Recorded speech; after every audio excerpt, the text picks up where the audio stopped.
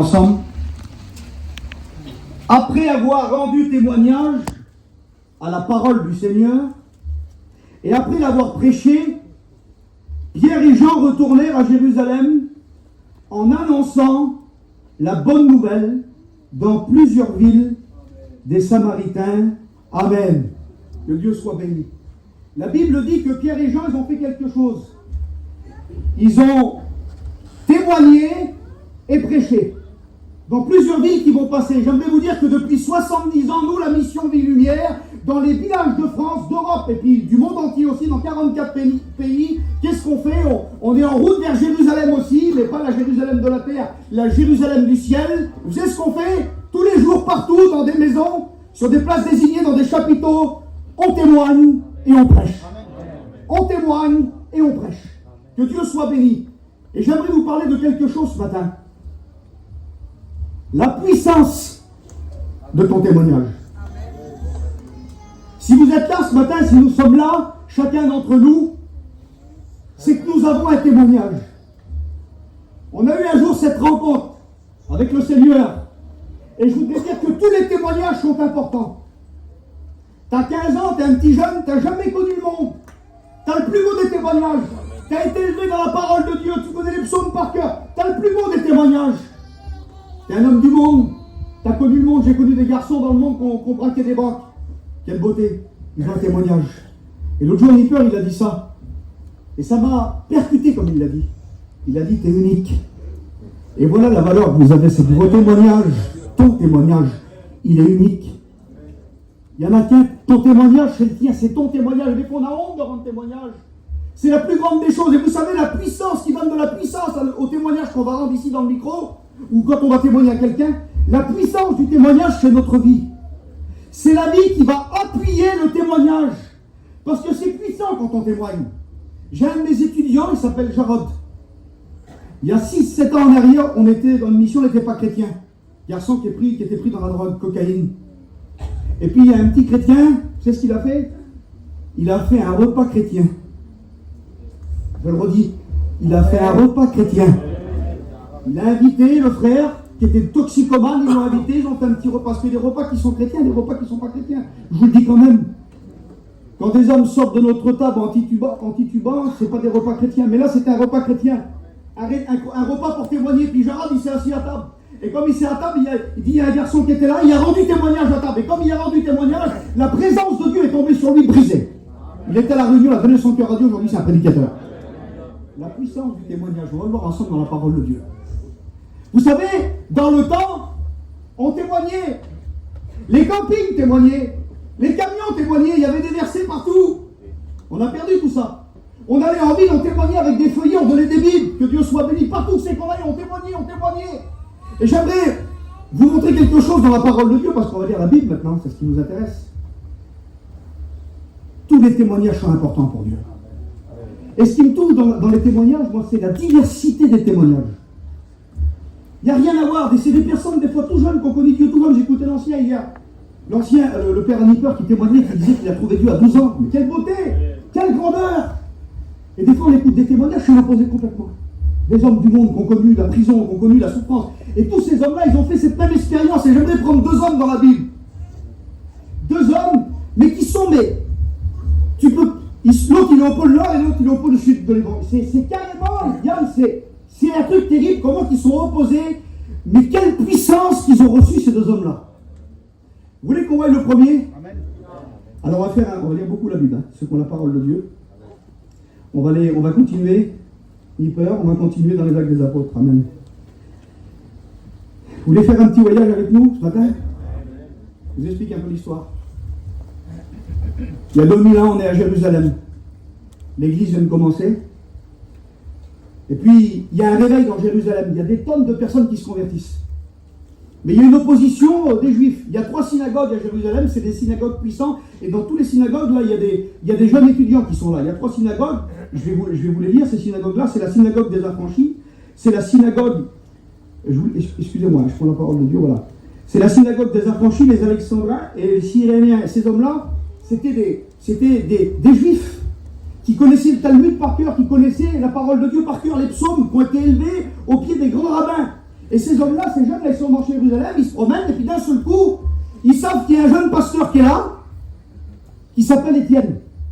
Et ce jeune pasteur-là, il est rempli du Saint-Esprit. Qu'est-ce qu'ils font? Ils veulent discuter avec lui. Ils disent, on va aller le trouver, on va essayer de parler avec lui. Ils sont peut-être une vingtaine, je ne sais pas, la Bible ne dit pas, mais ils sont pleins.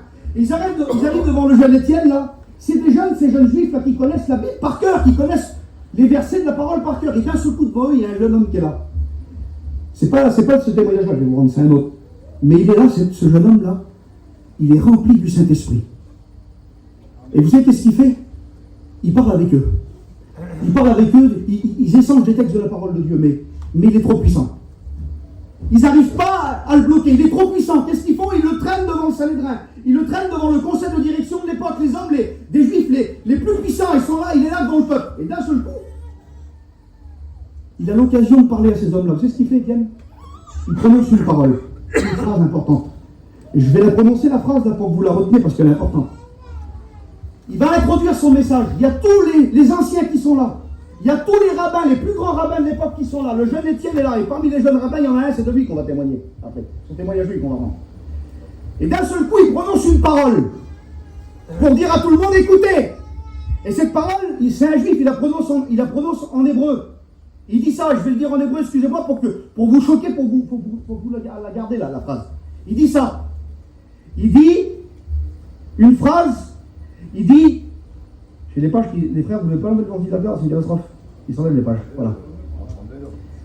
Il dit ça. Il y a tous les juifs devant lui, il prononce une parole puissante, pour que tout le monde l'écoute. Il dit, Gvarim, Ve'achim, Ve'avat Makshinim. Et il prononce fort. Gvarim, Ve'achim, Ve'avat Makshinim. Ça veut dire, homme, frère, père, écoutez. Et là, plus un mot. Et là, ces hommes-là, tout le monde l'écoute. Et là, il prononce une prédication d'un quart d'heure. Rempli du Saint-Esprit. 56 versets. Un quart d'heure approprié, parce que je l'ai chronométré la prédication. Rempli du Saint-Esprit, commence dans la jeunesse avec Abraham. Et il démontre par les Écritures que Jésus, c'est le Fils de Dieu. Une prédication, imaginez-vous comment il a prêché. Écoutez-moi. Il n'y a pas une prédication plus puissante que ça. C'est un truc terrible. Un quart d'heure rempli du Saint-Esprit. Il vient avec toute la parole de Dieu. Imaginez-vous la puissance qu'il y avait dans cet homme-là. Et en plus, c'est sa dernière prédication. Hein, ni peur. Si on me dit ni peur, tu vas prêcher, mais c'est la dernière fois que tu prêches. Je te garantis que tu vas tout donner. C'est sa dernière prédication. À la fin de sa prédication, il va mourir. Sa prédication va le tuer. Imaginez-vous, hein. Il prêche. Et comme il prêche sa parole de Dieu, là, c'est tellement fort. Je vous donne ma parole qu'il s'est passé des choses dans le cœur de ces hommes-là. Et parmi ces jeunes rabbins qui sont en train de l'écouter, il y en a un. Il est tout jeune, il a peut-être 20 ans, 22 ans, c'est pas. Il s'appelle Saul de Tarse. Il écoute le jeune Étienne. Et ce jeune homme-là, c'est pas un jeune rabbin comme les autres. Il a été élevé au pied de Gamaliel. Gamaliel, c'est le pape des rabbins, c'est le top des tops des rabbins, c'est le sommet, là-bas, à cette époque-là, à Jérusalem. Et ce jeune juif-là, il a été élevé au pied de Gamaliel.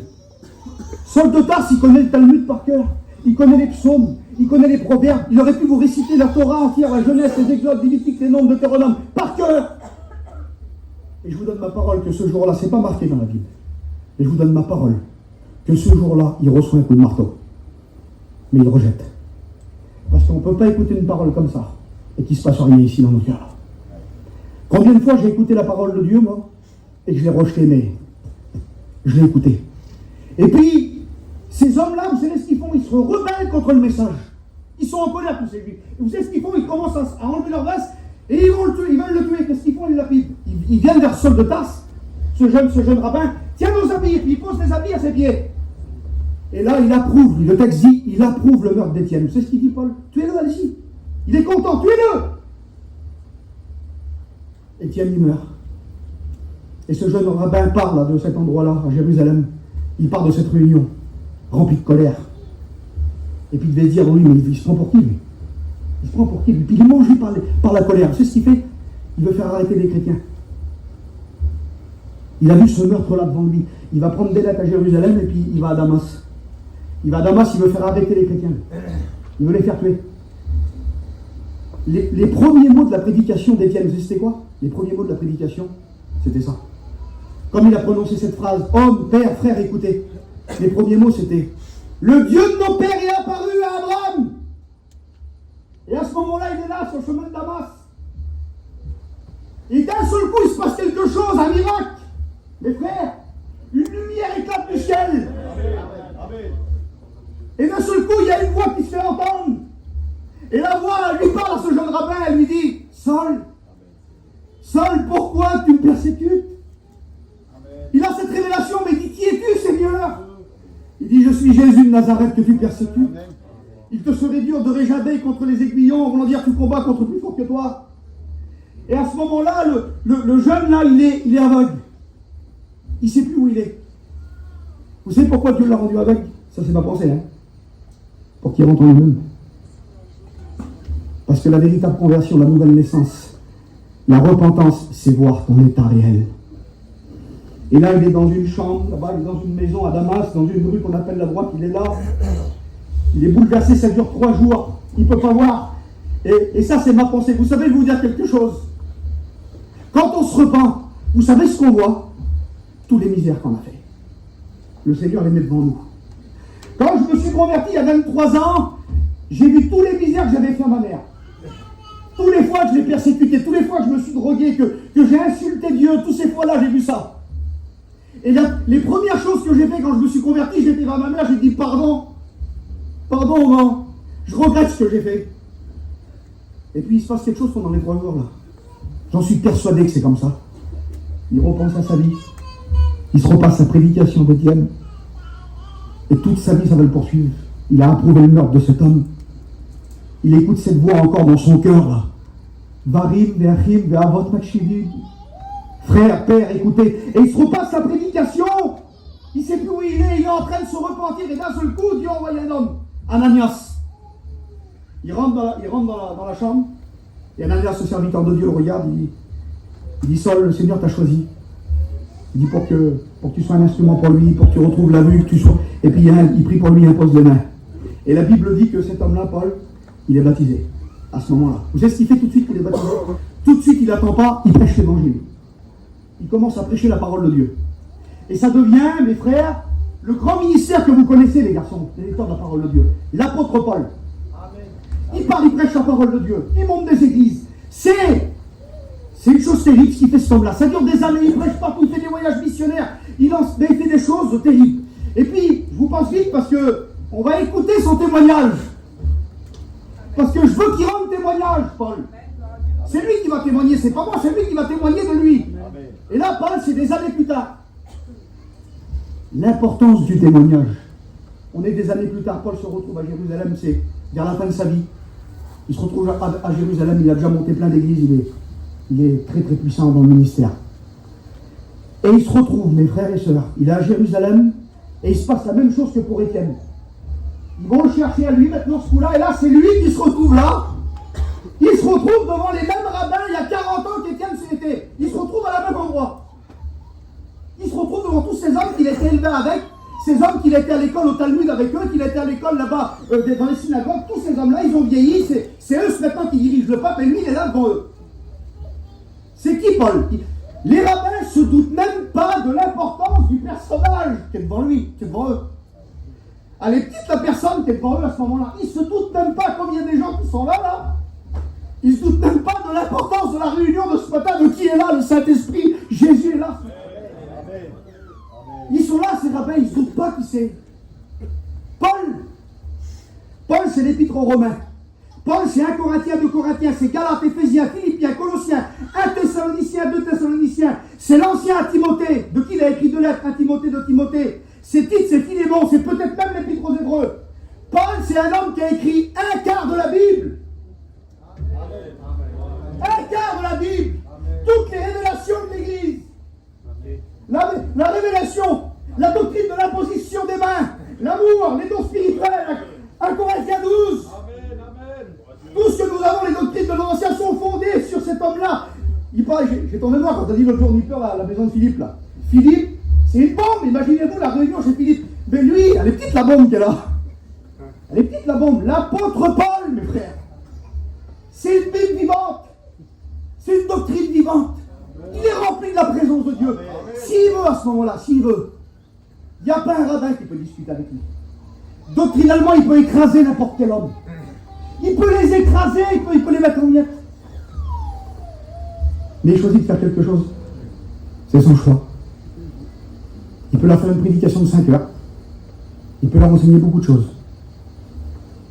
Mais à ce moment-là, il se rappelle 40 ans avant de ce jeune pasteur qui avait prêché et qui est mort ici. Il se rappelle d'Étienne. Il se rappelle de cette phrase qu'avait prononcée Étienne pour que tout le monde l'écoute. Et vous savez ce qu'il dit, Paul? Il prononce exactement la même phrase qu'Étienne 40 ans avant. Il dit Dvarim ve'achim ve'avot makshivim. Dvarim ve'achim ve'avot makshivim. Hommes, frères, pères, écoutez. Et là, tout le monde l'écoute. Parce qu'il s'adresse à eux en hébreu. Et là, vous savez ce qu'il fait?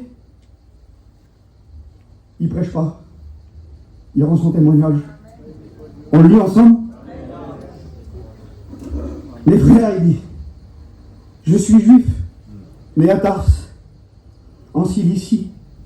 Mais j'ai été élevé ici, dans cette ville. Ça me touche parce qu'on écoute souvent ça dans les témoignages. J'ai été élevé dans un foyer chrétien, j'ai pas été élevé dans un foyer chrétien. Il dit pareil, Paul. Il dit pareil que nous. J'ai été élevé ici, dans cette ville, instruit au pied de Gamaliel, dans la connaissance exacte de la loi de nos pères, étant zélé pour Dieu, comme vous l'êtes aussi aujourd'hui. J'ai persécuté à mort cette doctrine. Liant et mettant en prison hommes et femmes, le souverain sacrificateur et tout le collège des anciens m'en sont témoins. J'ai même reçu 2 lettres pour les frères de Damas, où je me rendis afin d'amener liés à Jérusalem ceux qui se trouvaient là pour les faire punir. Mais il dit, quand j'étais en chemin et que je m'approchais de Damas, tout à coup vers midi, une grande lumière venant du ciel resplendit autour de moi, je tombais par terre. Et j'ai entendu une voix qui me disait, Saul, Saul, pourquoi me persécutes-tu? Je répondis, Seigneur, mais qui es-tu? Il me dit, je suis Jésus de Nazareth que tu persécutes. Ceux qui étaient avec moi virent bien la lumière, mais ils n'entendirent pas la voix de celui qui parlait. Alors je dis, que ferai-je, Seigneur? Et le Seigneur me dit, lève-toi, va à Damas, et là on te dira quoi faire. Comme je ne voyais rien à cause de l'éclat de cette lumière, ceux qui étaient devant moi me prirent par la main et j'arrivai à Damas. Or un homme nommé Ananias, homme pieux selon la loi, de ceux qui tous les Juifs demeurent à Damas, rendaient un bon témoignage. Il vint se présenter devant moi et me dit, Saul, mon frère, recouvre la vue. Au même instant, je retrouvais la vue, je regardais, il me dit, le Dieu de nos pères t'a destiné à connaître sa volonté, à voir le juste et à entendre les paroles de sa bouche, car tu lui serviras de témoin auprès de tous les hommes des choses que tu as vues et entendues. Et maintenant, pourquoi tardes-tu? Lève-toi, sois baptisé, lave de tes péchés, en invoquant le nom du Seigneur. Il témoigne devant ces hommes. Il témoigne l'apôtre Paul. Et vous savez, c'était quoi la réponse? 0 conversion, on va le mettre en prison. On est découragé, nous, des fois, quand on prêche ou qu'on témoigne qu'il n'y a pas d'amen. On est découragé. T'as vu, il n'y a pas de main qui salvait ce soir. À cette époque-là, quand on prêchait, on se faisait tuer ou on se faisait mettre en prison. Et il est dans la prison, on prend Paul, on lui met une volée, même pas la peine, on le met dans la prison. Quel découragement. Il a témoigné à sa famille, à son peuple. Ils l'ont mis en prison. Et à ce moment-là, le Seigneur lui parle. Amen. Et lui dit, la nuit suivante, le Seigneur apparut à Paul et dit, prends courage. Amen. Je voudrais dire aux prédicateurs, à tous les chrétiens, prends courage. Amen. Ta famille, elle est dure, prends courage. Ton mari, il est dur, c'est difficile, prends courage. Il dit, prends courage, car de même que tu as rendu témoignage de moi dans Jérusalem, il faut que tu rendes témoignage de moi dans Rome. Le travail n'est pas fini, continue de témoigner. Continue à témoigner autour de ta table, continue à témoigner dans ton camping, continue à témoigner à tes petits, continue à témoigner. Alors maintenant, qu'on a vu cet homme, l'apôtre Paul, on va voir l'opposé maintenant. L'opposé. L'opposé total. C'est pour ça que, vous savez, il ne faut pas mépriser les gens. Il ne faut pas mépriser les frères. Vous savez, des fois, on croit qu'il suffit qu'on connaît tout, qu'on est élevé dans la mission, qu'on connaît tout. Un jour, je dis, c'est vrai, un jour, un garçon m'a dit ça. Il m'a dit ça, un garçon. Tu sais, nous, c'est pas pareil, mon bon frère. On a été élevé dans la mission, nous. On connaît le Seigneur. Ben, je dis, moi, j'ai été élevé dans un squat à Montfermeil. Je fumais des pétards, ils étaient comme ça, mais je connais le Seigneur aussi, moi. Amen. Moi aussi, j'ai rencontré Jésus. Moi aussi, je lis la Bible. Et cet homme-là, je vais vous dire quelque chose. Il ne faut pas oublier d'où on vient. Mais il ne faut pas oublier où on va. Écoutez, quand je suis né en 1981, j'étais au biberon. Et pendant qu'on était, pour la plupart, ceux qui ont 40, 43 ans, 45 ans, pendant qu'on était au biberon, mes frères et sœurs, Un homme s'appelait Jacob, il est en Italie, il a réveillé. On va se crâner. Mais on va se crâner de quoi? On n'était pas nés, il y avait des hommes qui le réveil était déjà commencé. Et j'aimerais vous dire quelque chose, c'est que l'apôtre Paul, tout apôtre Paul qu'il était, il a été au lait. Il a eu un ancien qui s'appelait Barnabas. Il a été à l'école de Dieu, l'apôtre Paul. Et toutes ces choses qu'il savait, là, la connaissance de ce qu'il a dit là-dessus. Il a dit ces choses, tout le rang qu'il avait. C'était un pharisien, fils de pharisien. Hébreu, les Hébreux de la tribu de Benjamin, c'était une boum, vous connaissez tout. Mais il dit ces choses, c'était pour moi des gains. Il dit, je les ai regardées comme de la boue, à cause de l'excellence de la connaissance de Jésus.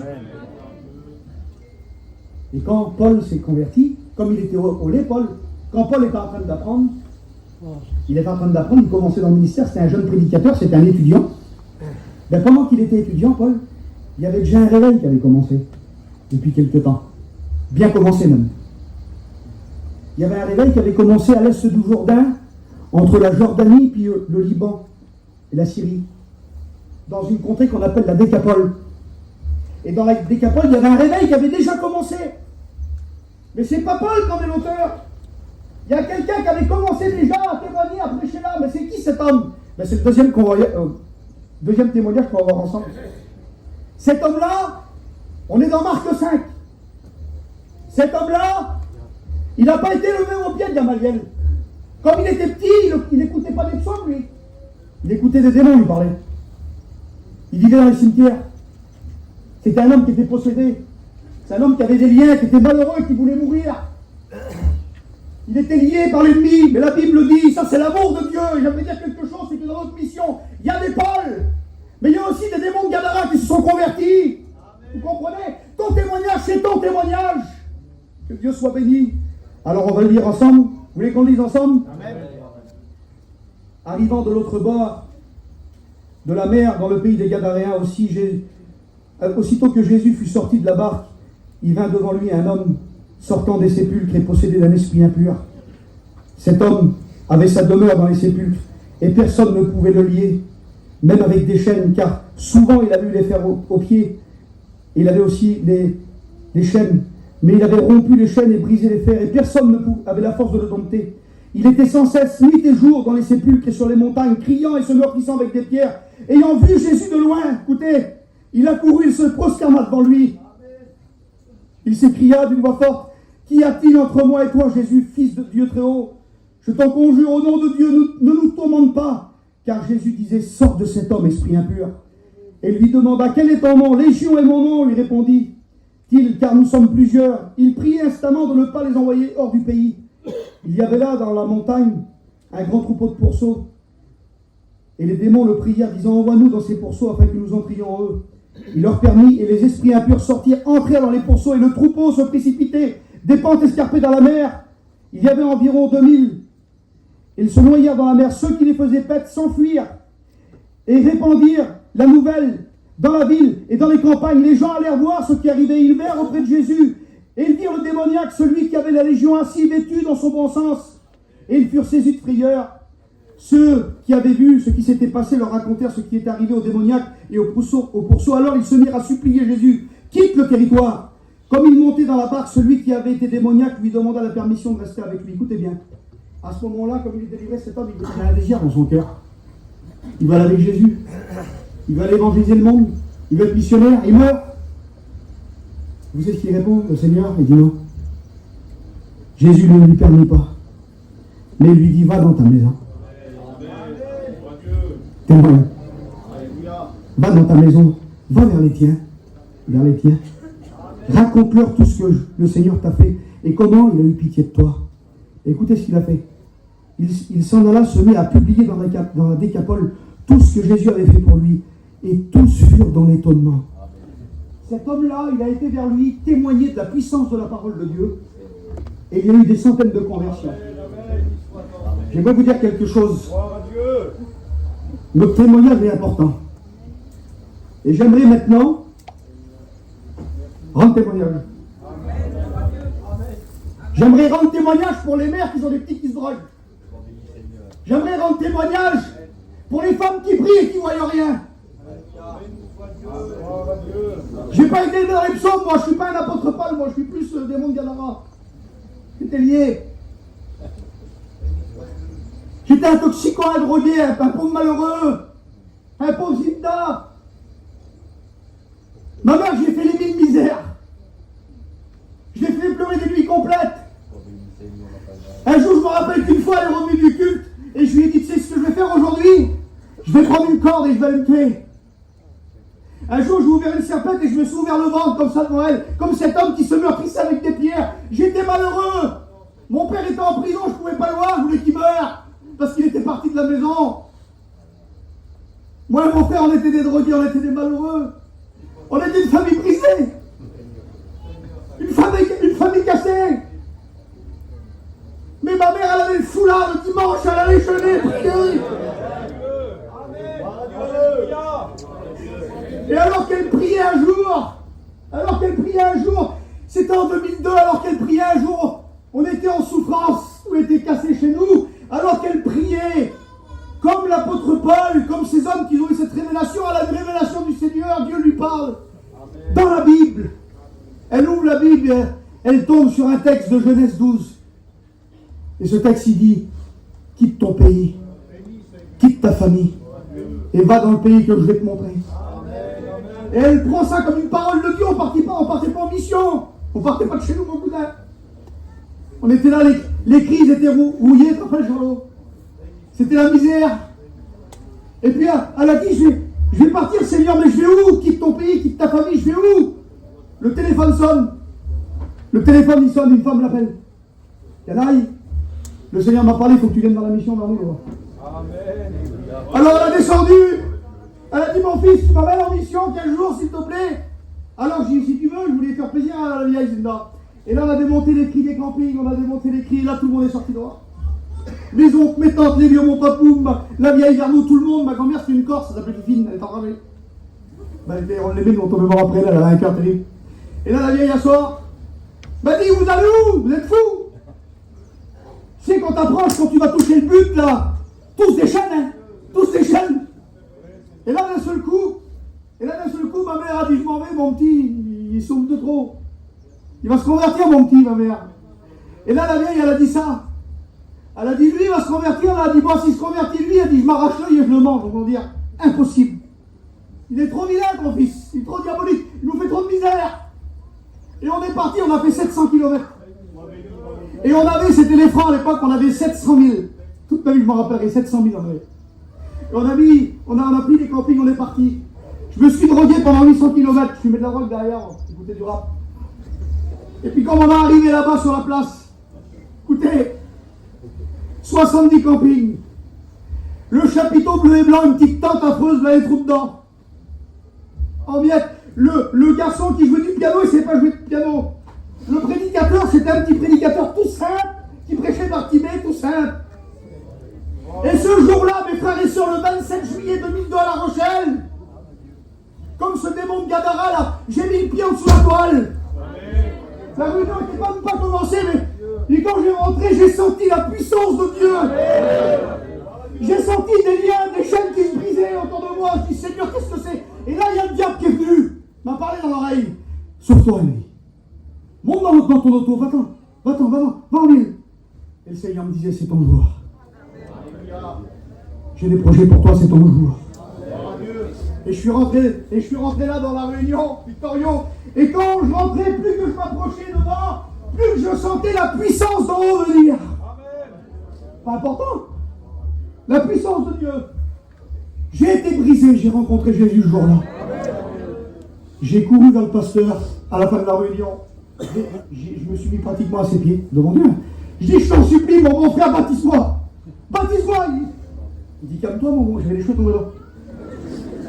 Il dit, calme-toi. Si je veux que tu me baptises, s'il te plaît, baptise-moi. Et puis, je me suis fait baptiser, on va te baptiser demain. Et quand je me suis fait baptiser, je ne me rappelle même plus des pasteurs, il y a un de mes cousins qui m'a baptisé, je ne me rappelle plus, on était 3 baptisés, à la fin il y a eu 24 baptêmes. Il y a eu 5 ou 6 serviteurs de Dieu qui sont sortis de ces baptêmes-là. Et là, d'un seul coup, je dis, Seigneur, je voyais mon jeune frère qui était assis, il avait des cigarettes, mon petit frère, 17 ans, habillé en noir, il avait ses cigarettes sur lui, c'était un petit jeune qui prenait le même chemin que moi, un jeune qui se fait. Je dis, Seigneur, touche-le, Seigneur, qu'il se passe quelque chose, je me retourne, je le vois dans la réunion derrière là-bas, brisez pas. il se lève, il se baptise pas aussi lui. Baptisé. Le même soir, il n'a pas suivi. Comme l'Éthiopien, on a écouté l'Éthiopien le jour. Il comprend tout de suite que Jésus c'est la vérité, il se baptise. On sort de la piscine, ma mère, elle appelle sa mère, elle dit oh, mange une nouvelle, tu peux te manger les 2 yeux. Le Seigneur a béni mes 2 garçons. Aujourd'hui, mon frère, il est prédicateur au milieu de la prison de Fleury numéro 10. Écoutez, on prêche un Dieu puissant. Le Dieu qui a sauvé Paul, qui a sauvé le démon de Gadara, il est capable de sauver tes petits, ta famille, tes parents. Continue de témoigner. Que ton camping témoigne, que ton travail témoigne. Ton témoignage, il est important, ton chant, il est important. Ta prédication, elle est importante. Oui, mais je ne prêche pas comme l'autre. Mais le démon de Gadara, c'était pas Paul. Il n'y a pas que des Pauls dans la mission. Il y a des repris de justice, il y a des anciens drogués, il y a des alcooliques, il y a tout ce que vous voulez. Mais on a tous reçu la même grâce. Témoignez. Votre témoignage, il a de la valeur. Et vous savez ce qu'on a fait avec mon petit frère? J'ai dit, mon frère, je parlais pas à mon père depuis 2 ans. J'ai dit, vieux là-bas, il parle plus, vous m'avez parlé, mon frère Chrétien. Faut le pardonner. Alors on a demandé à ma mère, elle n'était pas dure, elle dit, allez-y, faites. Pourtant il avait fait du mal. Allez le voir. Alors on a rentré dans la prison de Bourges. Et comme on a rentré dans la prison de Bourges, là, mon père était là. Et puis mon père, il nous voyait tout propre. Tout bien payé, plus de cheveux, plus de cheveux longs. Bien habillé. Il dit, mais qu'est-ce qui vous arrive? J'ai dit, mon père, on va rencontrer le Seigneur. Tout ce que la maman nous a dit toute notre vie, c'est vrai, mon père, c'est la vérité. Et mon père nous a pris pour un fou, pour des fous. Et là, ce qu'on a fait, on a prié. Dans la cellule, parce que mon père, il ne croyait pas au baptême du Saint-Esprit. Il dit, c'est des fous, ça, c'est des fous. Et puis on dit, mon fils, je ne crois pas à ça, pour moi, c'est pas la vérité. Nous, on a prié dans la cellule. On a prié. Et avec mon petit frère, on a parlé en langue devant mon père. Et lui, il avait les 2 yeux comme ça. Mon père, lui, c'était Sainte-Julie, Sainte-Sophie, il avait la photo. C'était ça. Il croyait dans Sainte-Julie, Sainte-Sophie. Mon père, il croyait ça, lui, parce qu'il avait peur des clistés. Il dit, il faut mettre ça pour les clistés, mon fils. Allez, ça marche terrible, il a fait 17 ans de prison. Puis mon père, encore qu'il n'était pas 7-8, t'aurais fait ça 70 ans. Et puis, il avait ça dans la cellule. Et puis, on va parler en langue, et vous savez quoi? La semaine d'après, on va le revoir, il dit, fils. Il dit, l'autre jour, quand t'es venu, ça passe à toute télé. Il dit, mon collègue de cellule, un petit rajo en arabe. Il était voir mon père dans la cellule, il dit, il s'appelle Max, mon père. Il dit, Max, qui c'est qui priait Dieu tout à l'heure en arabe dans ta cellule? Il dit, comment ça t'a écouté des gens? Il dit, oui, j'ai écouté des gens qui priaient Dieu en arabe, qui donnaient des louanges en arabe dans la cellule. Il dit, par arabe, tes fils? Mais il dit, t'as écouté des prières en arabe? Oui, j'ai écouté des prières du royaume de Dieu, de Jésus. Il louait Jésus en arabe. Il dit, c'est le baptême du Saint-Esprit. Le foyer de mes parents, divorcé depuis 10 ans. 10 ans. Mort, détruit. Avec mon frère, on a prié. On a jeûné avec l'église. Avec ma maman, qu'elle a mes frères, on a prié, on a intercédé. 10 ans après, ils sont repris. Écoutez, et des fois, on est dur. On est dur. Les témoignages les plus puissants, ils sont autour de nous. C'est le témoignage de ton petit, ta petite autour de toi, tu ne le vois même pas, toi. Tu ne vois même pas ton garçon qui est là, qui est prédicateur, tu ne le vois pas. Ouvre tes yeux! Ouvre les yeux sur ce que Dieu a fait chez toi! Alors nous, on prie pour que notre Père, il ouvre les yeux. Et l'autre jour, là, il y a quelques temps, puis je vais terminer bientôt, il était pour des vieilles affaires, le revers en prison, à Meaux, Choconin. Et nous, on ne pouvait pas le voir. Il est dans la prison. Regardez la puissance de Dieu, comme mon Dieu est précis. Il est dans la prison de Meaux. Et l'avocat dit, vous ne pouvez pas le voir pendant 10 jours, il y a une enquête pour des vieilles affaires. Bon, ouais, tant pis, on attend. Mais nous, pendant 10 jours, qu'est-ce qu'on fait, nous? On prie. Seigneur, envoie-lui quelqu'un. Envoie-lui quelqu'un. Et puis on va le voir. Il dit, puis s'il m'arrive encore un truc, parce que si je lui explique ce qui est arrivé toute sa vie, tu ne peux pas le croire qu'il n'est pas chrétien encore. Il est rétrograde, mon père, il est baptisé, mais il n'a rien compris. Et là, d'un seul coup, il dit, il y a un homme dans la prison. Il y a un homme dans la prison. Tu vois l'homme? Bonjour garçon, bonjour. T'as pas de cigarette? Il dit l'homme. Ben, l'homme, il dit, je fume plus. Je fume plus, je suis chrétien. Mon père, il dit, comment? T'es chrétien, t'es en prison? Je comprends pas. Ben, l'homme, il dit, voilà, je t'explique, j'étais recherché depuis 5 ans. Et j'ai remis à Dieu, là, dans l'hiver. Il dit, je me suis donné au Christ, je vais faire mon temps. Comme ça, je suis tranquille, je fais ma petite peine, je suis content. Et là, mon père, il dit, alors? T'es revenu à Dieu, alors? Alors, explique-moi comment t'es revenu à Dieu. Explique-moi ton témoignage. Elle a dit dans l'hiver, là, j'étais dans une réunion à l'Ibrigade. Et j'ai écouté un témoignage d'une femme, je vais te l'expliquer. Elle avait 2 garçons qui se droguaient. Comme ça, comme ça. Et là, mon père, pas un mot. Il dit, je pleurais devant l'homme comme ça, je vais vous mettre. Et là, on me disait.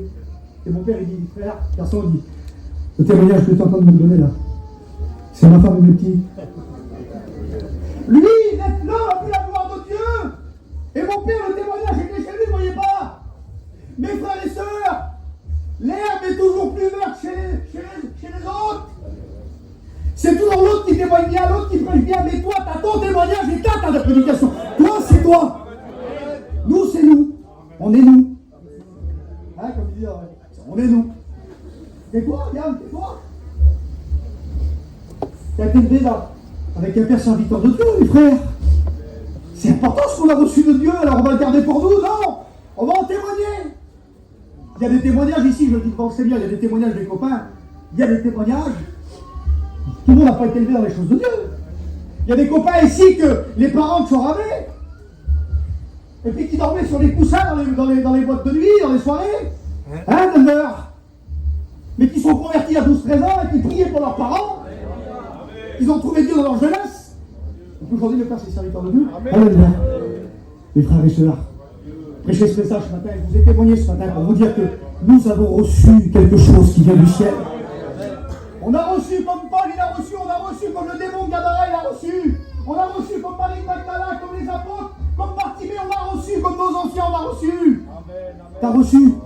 Le diable, il te décourage, il dit que t'as pas reçu, il dit que t'as pas de témoignage, il dit que t'as pas de belle prédication. C'est un menteur.